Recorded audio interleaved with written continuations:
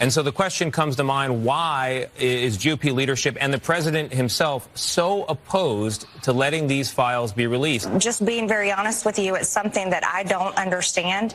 I think it's a huge miscalculation. Hello everyone. Now today has been another spectacularly bad day for Donald Jockstrap Trump and the GOP-dos because the Epstein story continues to get more crazy and spiral out of control. And once again, I'm here to help you break it down and dive into all the insane and disturbing stuff that's been happening so you don't have to. Now once again, this is serious, damaging news for the Republican Party. So if you care at all about helping get them out of office, please like the video, subscribe, and leave a comment to help it in the algorithm. So to start off with this crazy piece, MTG, that's not Magic the Gathering, that's Marjorie Greene, says Trump admin is working harder to protect pedophiles than victims. And oh my goodness, am I sick of saying that word. In fact, I think I'm going to enlist the help of that intellectual heavyweight Ben Shapiro to help me say it. Wet ass P-word. Because I can't be the only one that genuinely misses the days when we didn't have to talk about P-word. When we were talking about the government. Anyway, MTG says Trump admin is working harder to protect pedophiles than victims. Now, in case you don't know who she is, and my god do I envy you, this is another one of those incidents that truly proves that clickhole article is completely evergreen.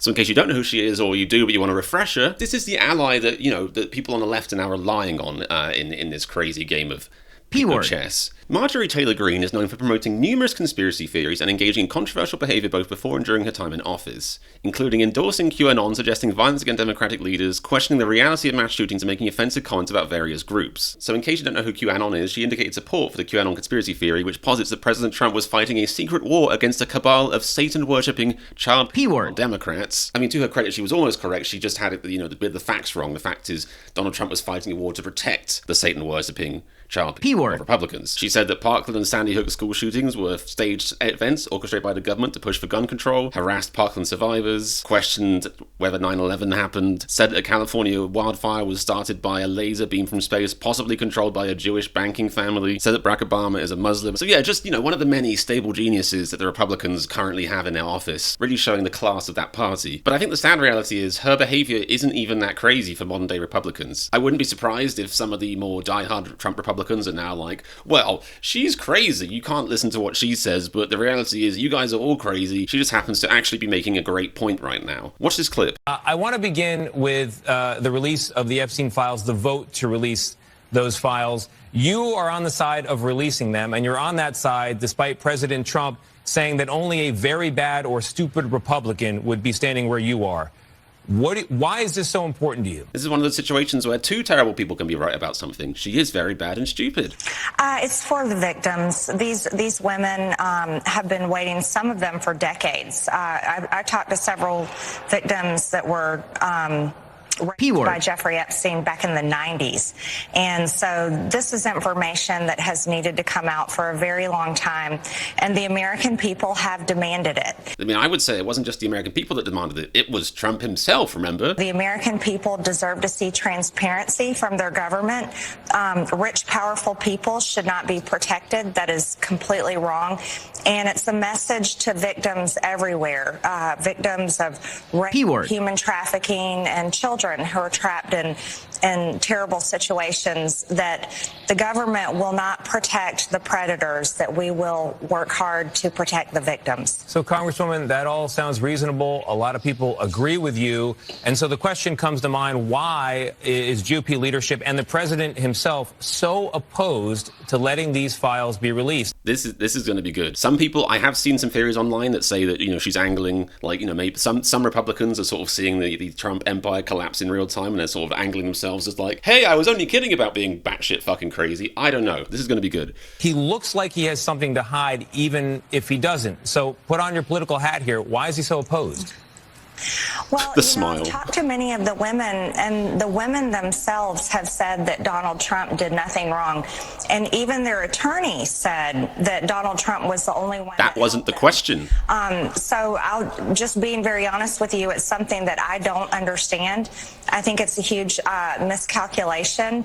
And I truly just stand with the women, and I think they deserve to be the ones that were fighting. Wow. Again, I think the cynicism around why certain people on that side are now deciding to defect almost from the current hardline Republican Party position on this is justified. The reality is ghouls like MTG, don't do stuff just out of the pureness of their own heart, because you actually have to have one for that to be a thing. And I'm pretty sure if Trump wasn't tanking in the polls and nobody was caring about this Epstein scandal or just wasn't even blowing up, she would not be saying these things. Maybe there is a tiny part of the hardened walnut she keeps where her heart should be that does care a little bit, but, make no mistake, there's obviously some political leveraging going on here, but it is interesting and also deeply satisfying to see these fractures forming in the Republican Party over what is a huge deal and should have taken down Trump so long ago at this point. So meanwhile, in another totally not suspicious happening, Ghislaine Maxwell's prison has fired 4 people after the whistleblower leak, because again, we live in a country where, it has its priorities in order and protects the right people. So several prison employees at the facility holding Ghislaine Maxwell have been fired since internal whistleblowers revealed the extent of,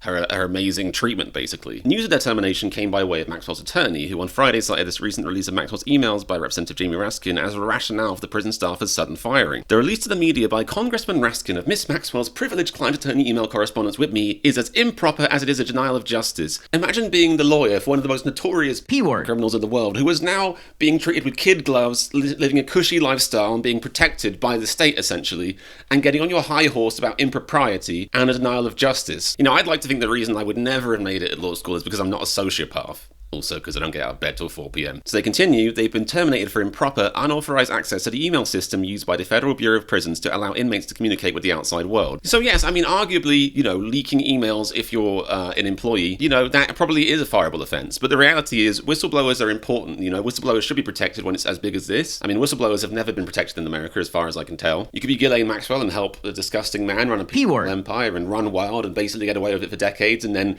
when you are finally caught because of your connections, you can get the most ridiculously inappropriate treatment ever for the severity of your crimes. Or you can be a member of the working class who leaks emails about what appears to be a very serious miscarriage of justice and get fired for it promptly. People don't say that there's a 2-tiered justice system in America for nothing. And let's not forget, as the article says, the information exchange resulted in an extremely cushy transfer for Maxwell, shipping her from a Florida prison to a low-security prison camp in Texas that lawmakers have described as not suitable for a sex offender. Yeah. She's also been granted many privileges not typically afforded to inmates: meal service in a cell, toilet paper, unlimited toilet paper. What are they getting up to in there? Access to private visitations in the chaplain's office outside standard visiting hours. I guess if you're her, you've got to be praying to Jesus 24/7 to even hope you won't see the fiery pits of hell. Her requests to be separated from other inmates have also been granted, with tables and cellmates reportedly being relocated at her whim. So she is literally a celebrity VIP in prison. It's so messed up. And the news only gets crazier from there. Check this out. Ghislaine Maxwell responds to Epstein email revelations. Ghislaine Maxwell's attorney characterized the release of a cache of documents and emails from Jeffrey Epstein's estate as saying they contain nothing damning. Okay. The White House has said the emails were selectively leaked to liberal media to create a fake narrative to smear President Trump, while Trump has accused Democrats of trying to bring up a hoax. I like how the GOP have long since abandoned the idea of even trying to pretend they care about reality. They live in Schrodinger's hoax world, where on one hand, Trump can say this is a hoax made to take me down. On the other hand, you could post a thing saying, I'm going to investigate the Democrats and their role in the Epstein list. It's like, which is it? Is it real or is it not, you stupid orange fuck? So meanwhile, Maxwell's previous statements in an interview with Todd Blanche, the Deputy Attorney General, have come under fresh scrutiny. Because in her interview with the DOJ in July, Maxwell said she didn't recall ever seeing the president in Epstein's house or witnessing him in any appropriate setting in any way. However, of course, as you might have seen yourself, in the emails that were released just this week, Epstein wrote to Maxwell saying, I want you to realize that the dog that hasn't barked is Trump. Victim, brackets, spent hours at my house with him. Discrepancy was pulled up on by critics who said the email suggested Maxwell either lied or didn't remember the truth. Well, that's a very generous reading of that situation. So Ghislaine's lawyer said Maxwell never said anything about President Trump to me, and he added, I believe that she took her conversations with the Deputy Attorney General very, very seriously and told the truth. What a shocking thing for someone's lawyer to say. Her lawyer also pushed back against the privileges described at her new facility. He said, every inmate is allowed to use the exercise equipment during waking hours, he said. The wardens of the staff do help you file legal paperwork. That's not a Ghislaine thing. Oh, okay, that's nice. What about a puppy? What about having, areas cleared out for her like she's a fucking celebrity? What about being transferred to the equivalent of a friendly laundromat despite being one of the worst criminals ever? And in another very interesting update to this case, Donald Trump impeachment chances have surged amid Epstein's revelations. Now, of course, this headline is technically correct, again, the worst kind of correct, because it's actually about betting odds on a Polymarket. But Polymarket is one of the biggest gambling websites where you can gamble on basically everything. Oftentimes, websites like this are seen as, predicators of who is actually going to win an election. There's actually they have some pull, they have some sway behind them. So following all this Epstein debacle this week, the chances of Trump being impeached by the end of 2026 increased from 5% on Wednesday to 15% on Friday. That's a pretty big leap, almost overnight. So of course, the article acknowledges that doesn't mean it's going to happen. But what is interesting is this little line: Republicans who approve of Trump's job as president, 87%. But look at the Trump administration's job on the Epstein case. Just 45% of Republicans, less than half of Republicans, and you know what those people are like, are even buying what the administration is telling. And these are people who, if Donald Trump put two fingers up their nose, they would believe him if he said, oh, this is just to help download the Hillary Clinton emails. And less than half of them believe this. That shows how kind of out of control this is spiraling. Speaking to Newsweek, Mark Shanahan, who teaches American politics at the University of Surrey in the UK, kind of a random source, said Trump's impeachment process would only happen if Democrats win in the 2026 midterm elections. Why are they asking British people about American politics? What would they possibly know? Why would you listen to a Brit about American politics? The key is the 2026 midterms, he said. If the GOP loses the House, Democrats will start a third Trump impeachment process. If they lose the Senate too, that process will be completed. So over the next year, the president will do all he can, by fair means or foul, to ensure that doesn't happen. The cleaner the election, the greater the chance of impeachment. I think cleaner here means as in bigger the victory, but the word clean is misused there. I very much doubt the upcoming elections will be clean. And finally, in a not at all suspiciously timed news release, the White House has been loudly talking about giving the American people money. What do you call it when you're accused of wrongdoing and then you offer people money to make them forget about it? Who knows? So after President Donald Trump suggested that he would give most Americans a $2,000 direct payment courtesy of tariff revenue, Treasury Secretary Scott Bessent outlined who would be eligible for the payments. Why it matters. Trump has received backlash over his widespread tariffs, with critics saying they raise prices for everyday just pointing out the obvious. A $2,000 rebate could help Americans afford higher prices on groceries. Not really. I don't know about you guys, but for me that would be maybe 12 weeks of food, and I live like a plum. Trump previously touted the $2,000 dividend as a way to give back to Americans after the tariffs he implemented on imports. A dividend of at least $2,000 a person, not including high-income people, I'm in touch with the common man, will be paid to everyone, Trump wrote Sunday on Truth Social. This is Trump's mastery of language at show, a $2,000 a person, not for high-income people, will be paid to everyone. Bessent told Fox News that the payments would be available to those making less than, say, $100,000, because don't forget, this is the vibe presidency. Fox News was like, so who's going to get this money? And he was like, I don't know, less than 100K? Yeah? Now listen to this, this is insane. If the $100,000 income cap was implemented,